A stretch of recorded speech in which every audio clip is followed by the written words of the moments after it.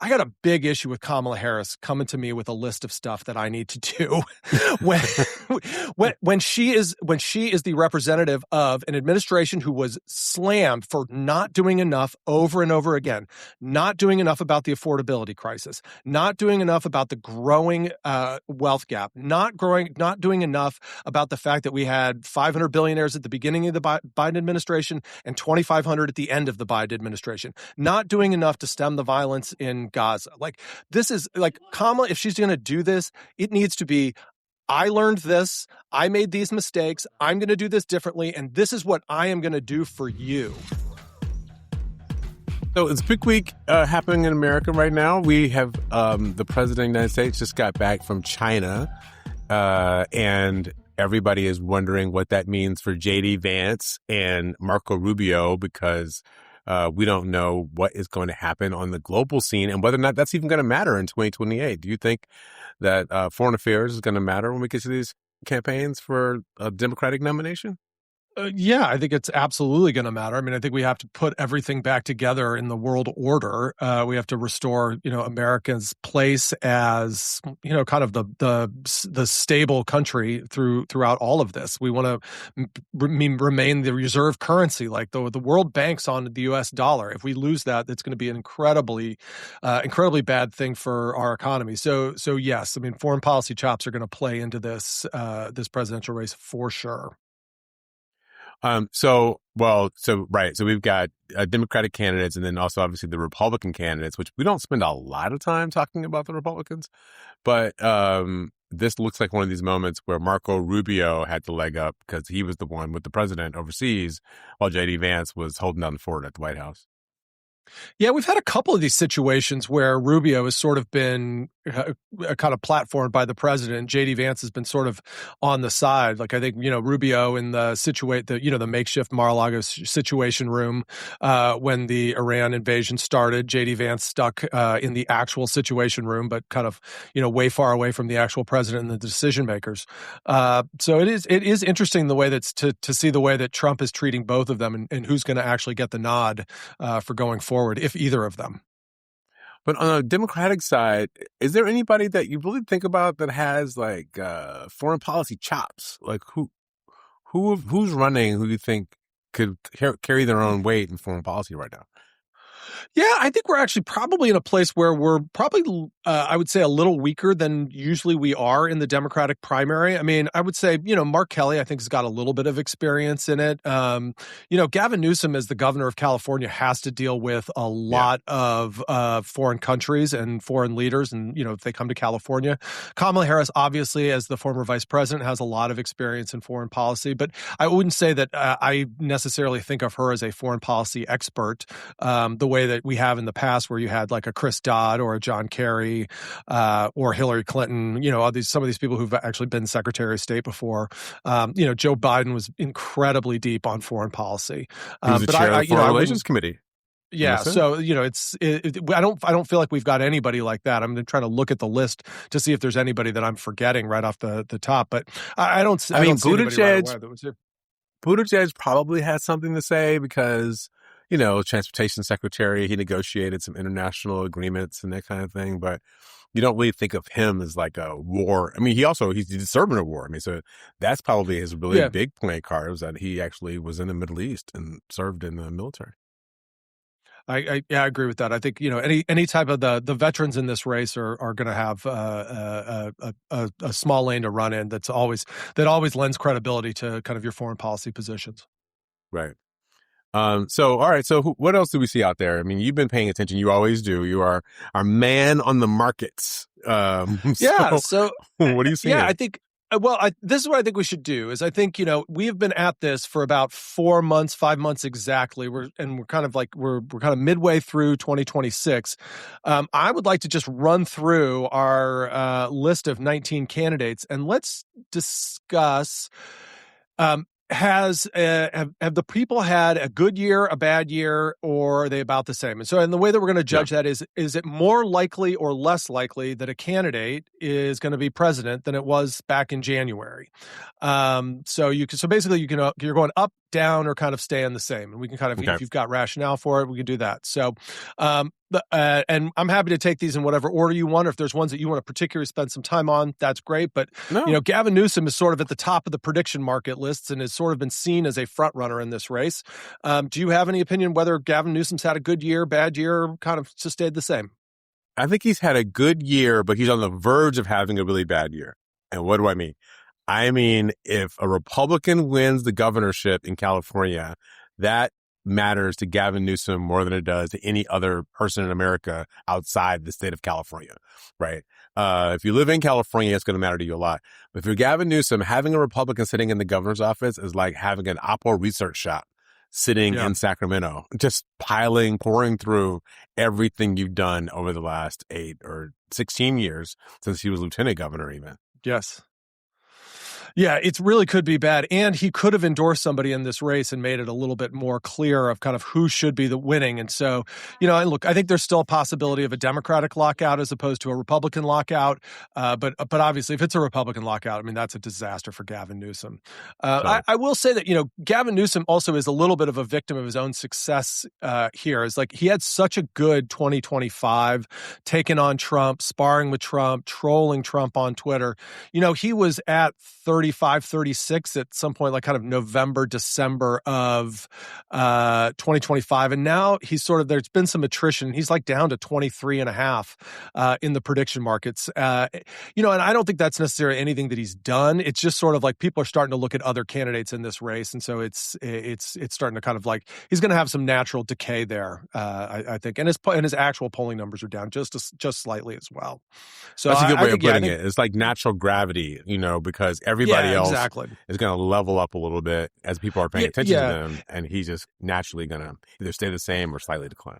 Yeah, I think Newsom, it's going to be, we should say, like, when we're talking about any of this stuff, it's all way too early to really know anything at this. It's never too early. That's the whole point of this podcast. You're right. It's not too early. But to really know something and get real hard predictions. But I think the campaign is really going to matter to Gavin Newsom, how he performs in the debates, in speeches, how he does, like how he sets up his organization. That is going to be incredibly critical for him, because I think people sort of like him to some degree, but then there's also I'm not sure.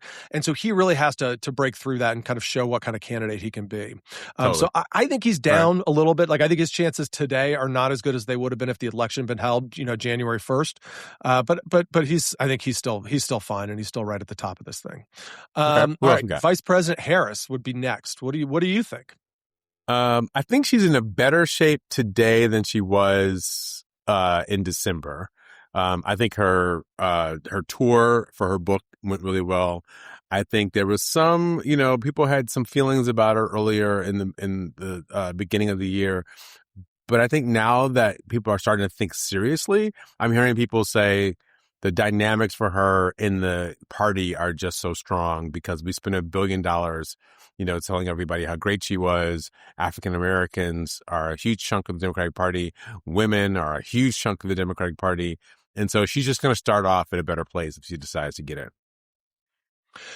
I agree with you in terms of her positioning. And yes, she is leading the polls still. She's slightly down from where she was in January, but that's, mainly on name recognition.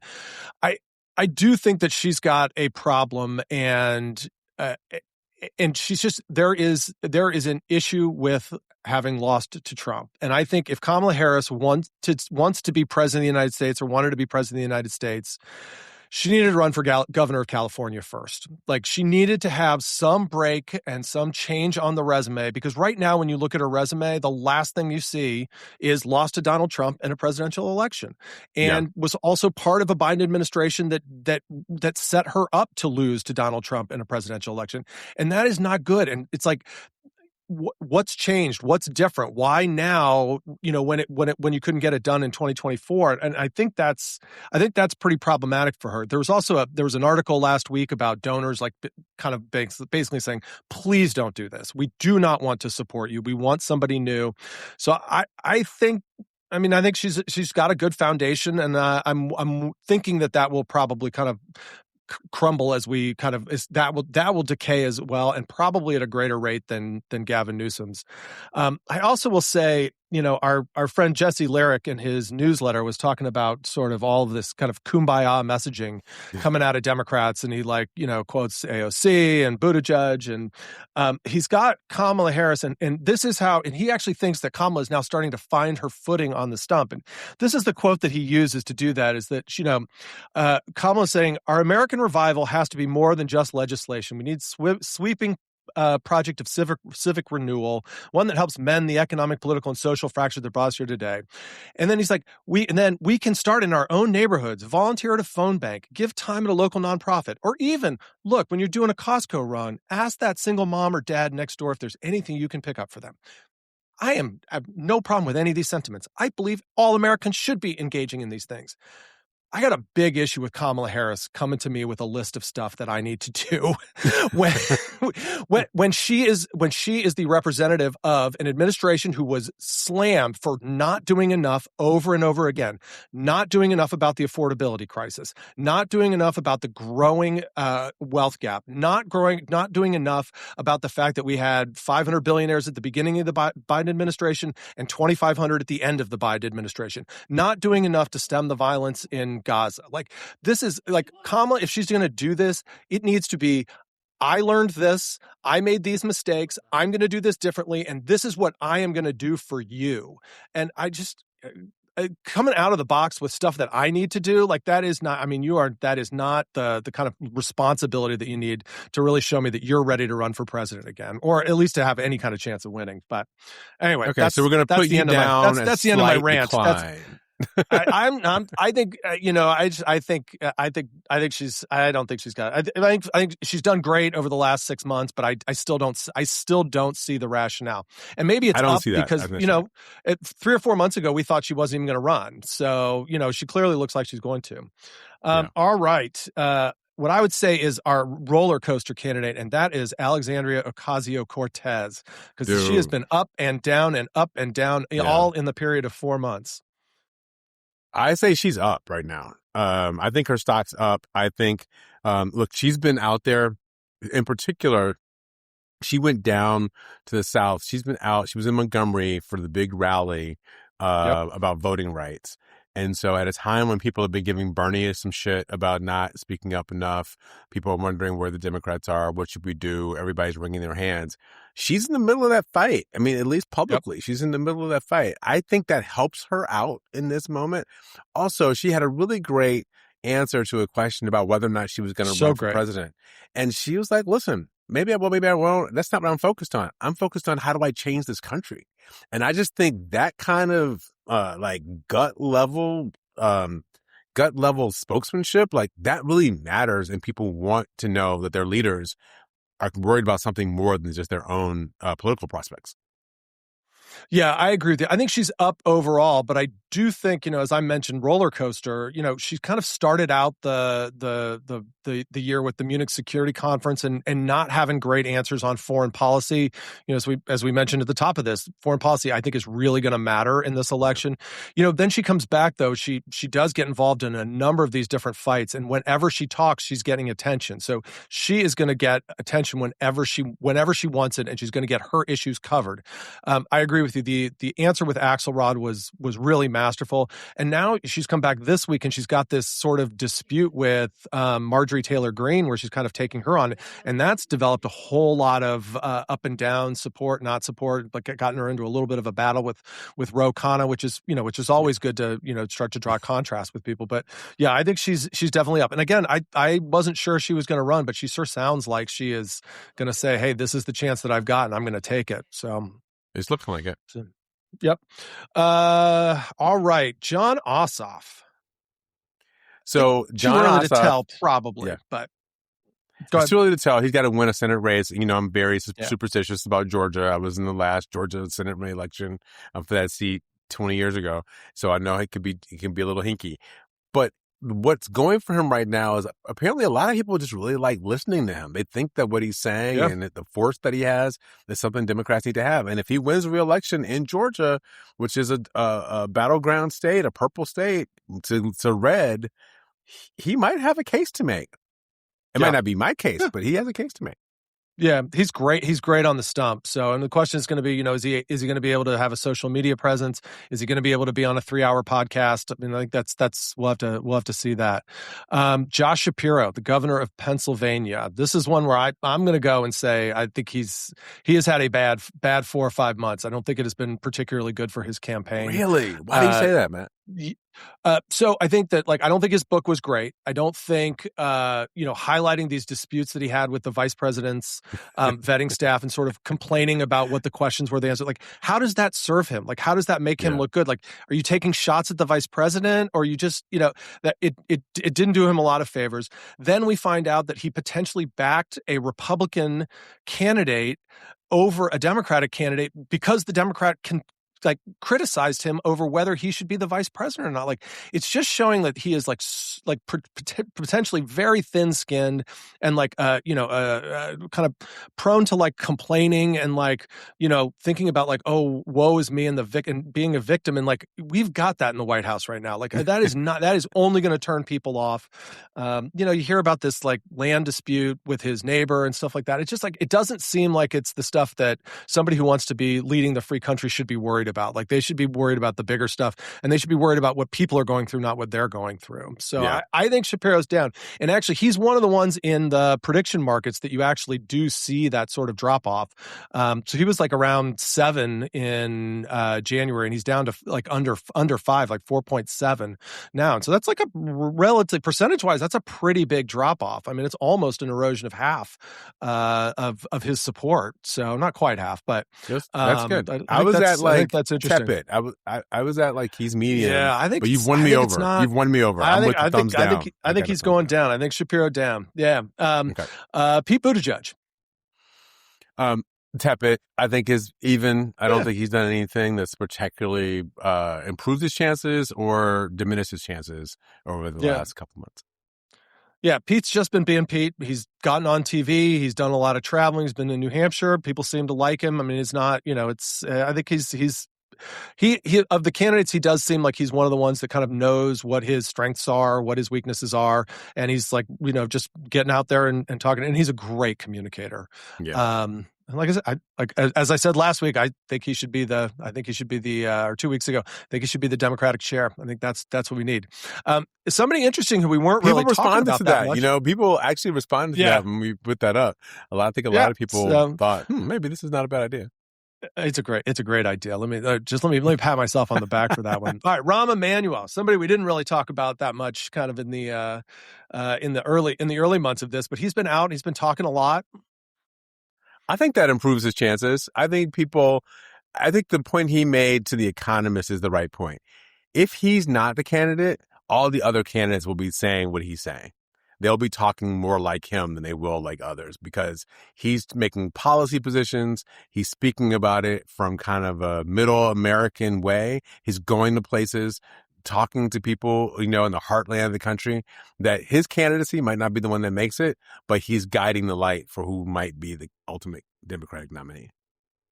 Yeah, I just, I like that he has a lot of confidence in his positions and the way that he sees things, but I don't know that I don't know that he quite has his finger on the pulse of where the Democratic Party is now. It has moved significantly farther left than it was kind of in the 90s and in the early 2000s. And I think there's going to be a lot of energy on the left side of the party. And maybe he'll start talking about universal health care, but I don't think so. But I think that's where people are going to want this party to go by the time we really start, when the actual campaign ads start going. I mean, I think there's going to be some big policy debates, and so that's going to be one of the biggest ones. I think you're right in the primary. I think he might be right in the general election, though. Maybe. I think he might be closer to where the Democratic nominee needs to be rhetorically in the general, even if they take pretty progressive stances in the primary. Progressive stances. Yeah. Look, I think you're going to have to appeal to people in the Midwest, and you're going to have to there's going to have to be some element of conservatism to you to be able to win the general election, most likely. Speaking of candidates from the sort of the Midwest, but Andy Beshear, the governor of Kentucky. Let's see what happens to Massey. I don't know if that matters that much to Andy Bashir, but I think Bashir has been also fairly even. I think if Massey survives, then I think that tells you something about the Kentucky Republicans, that there's a market there that for a general election could make Bashir seem stronger in a general election if he is able to win. That's interesting. Yeah, that's interesting. Yeah, I think he's one of the ones that's actually said, "Hey, I'm probably going to be running," and I think that's going to be fine. Mark Kelly from Arizona. I think Kelly's had a good. I mean, undoubtedly, he's had a great first quarter of the year. People are talking about him more. He's raising more money. He's getting in fights with Trump and holding his own. I think he's having a great first quarter. Yeah, I agree. I agree with all of that. I don't know that he's going to get it done in this sort of modern media environment at the end of the day, but we'll see. JB Pritzker. I don't know. Maybe that lends to even for me. I don't know. What do you think? I think up a little bit. Look, he's running for governor. He's running for re-election, so he can't get that far out there. But he did the big piece in the New York Times. He's been doing a bunch of really long-form podcast interviews. Obviously can self-fund and is, still working on that. So yeah, I think he's going to probably be in. Yeah, it's about the same, up a little bit. So I think we will see a lot more from JB after the election in November. Yeah. Wes Moore, another governor. Down. Oh, you think down? Yeah. Okay. Yeah. I think not getting that Maryland redistricting done, I think was probably the biggest blow to him. His launch has been fine. Like, he's launched his reelection. I think that's going really well. All that stuff's good. I think for national Democratic politics, this is what is like the most important point, is how do you fight back in the midterm? And he wasn't able to do it, at least not yet. Yeah, and especially when with the pullback of the Virginia redistricting, it would have really highlighted that he did get that success. So it would have really given him on a platform. So I think that's right. I was going to say basically sort of even, but I'll buy that. All right, AOC's new foil, Ro Khanna. Look, I think Ro Khanna's up only because people are talking about him. Yeah. And if you're Ro Khanna and most of the people in the country don't know about you, the more people talk about you, the better life is for you. Yeah, and it seems like he's poached a bunch of the good Bernie staffers, so to help bolster his campaign, which is going to be important as we go forward with this. All right, we're getting sort of into the smaller candidates now. Although this didn't used to be a smaller candidate, but I would definitely say she's down. And that's Gretchen Whitmer, the governor of Michigan. I mean, it still seems like she's not going to run. I heard a really interesting thing. So this is one of these places where we can say. I heard a very interesting point about Gretchen Whitmer, that she's not thinking about running for president. She is, however, positioning herself to be the next vice president of the United States. And that's really what's going on in her political playbook, is to do everything she can to make her a strong Midwestern, middle of the road, female candidate for vice president to whoever the more progressive presidential candidate might be. That's interesting. Yeah, I think that's a great take, and that actually matches because all of the news is she's like 100% Michigan focused. So yeah, that's like, look, a lot of these people are probably running for vice president, and she maybe is explicitly running for vice president, which is interesting. Yeah. Which is weird. You don't really get that a lot. Somebody who's positioning themselves now to be VP. And maybe she's also hearing like, you know what we just need a guy to run for president. We just need to not run a woman. And like, I don't subscribe to that, but maybe she's hearing that a lot, and she's like, well, listen, I'm not going to be the one that like loses 3 times in a row. So like, I'll set myself up to be VP, which is, I think that's pretty that's pretty wise politically. So. And look, she's in her 50s, so if she serves for 8 years as VP, she's in her 60s. Yeah, it's fine. She can totally still run for president, and she will have been vice president. And, if she's got the chops, she might be the first one to pull it off. Yeah. All right. What about Cory Booker? I think a little high. I think a little bit higher. He launched his reelection campaign. He got married. That's a big deal. And he is out talking and taking on Trump. It's not just the love movement. He's fighting Trump a little bit more on the voting rights, civil rights stuff. I think he's had a good quarter. Yeah, I think he's done okay. I was going to say sort of even. The only reason I could be convinced to go down is, Real Clear Politics is no longer putting him in the polling averages for candidates, and he was in January, and so now he's come off. So that's probably a little bit disturbing. I mean, that's not the end all be all, but and look, there's not 19 spaces on that that polling roster, so there's only so many questions they can ask. So Ruben Gallego, not a great quarter. I don't think he's doing great at all. His best friend, Eric Swalwell, is in the middle of a huge crisis, and he has got a lot of explaining to do about what he knew and when he knew it. You never want to be in the middle of something like that.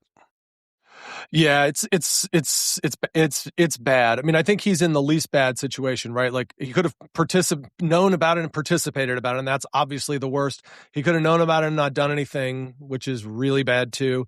Or he could have not known about it and legitimately not known about it, which is what he said, and we can take him at his word, but that's still not great. Like, it's not, maybe you should have known. Like, how do you, I don't know, especially if you consider him as good of a friend as he is.